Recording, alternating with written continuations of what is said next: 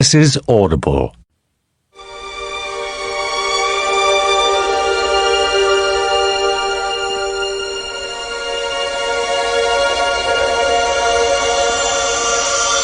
Bound by Fire.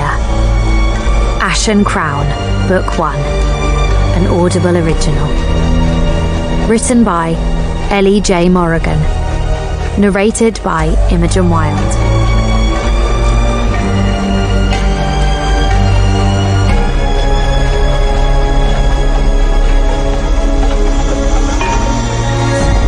Chapter 1.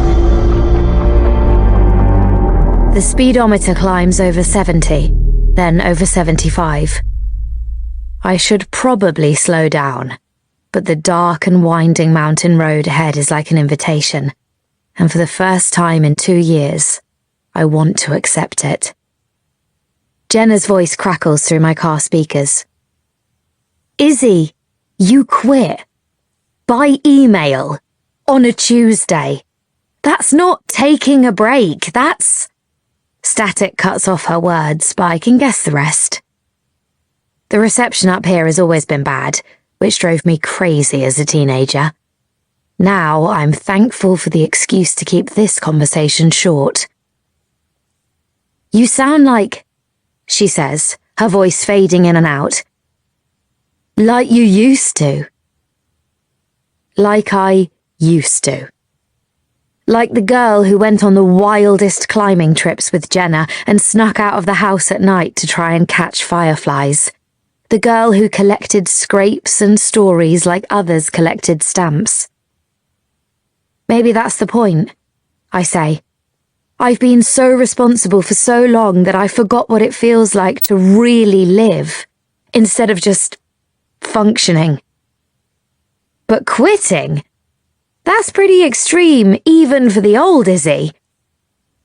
The old Izzy would have quit this job a long time ago, I say, my voice louder than usual, partly due to the sounds of the road beneath me, partly because I feel more empowered than I have in years, and partly because somehow I think shouting will help Jenna hear me as the signal drops in and out.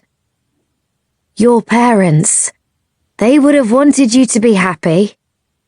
By contrast, Jenna's voice is soft, and I can hear the smile in it. Static swallows her response, but I catch fragments. Proud of you. Still worried. Call me when... The connection cuts out just as I make the final turn.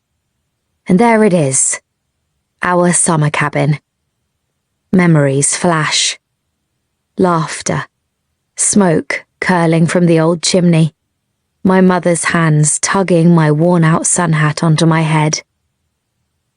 And just like that, I can feel the scorching summer heat on my skin again, taste Mum's morning blueberry pancakes on my tongue, and hear her stories of adventures from faraway worlds. The memories come too quickly, like a current pulling me in. Annoyed at myself, I shake my head. What was I thinking? That I could just show up here 2 years after my parents died and it wouldn't affect me? That I'd be able to forget they're gone? I turn the key and the engine clicks off, the headlights fade, submerging everything into intense darkness.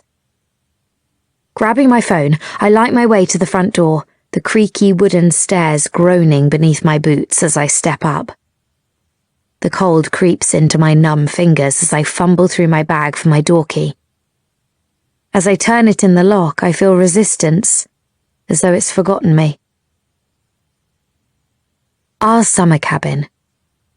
Not a real home, but it felt like one every summer when my parents brought me here. That young girl never made plans. She just opened doors and trusted that something wonderful awaited her behind them. I push on the front door, and as it gives way, for an absurd moment, I wait for the familiar whiff of Mum's lavender oil, or the soft clatter of pots in the kitchen. But nothing comes.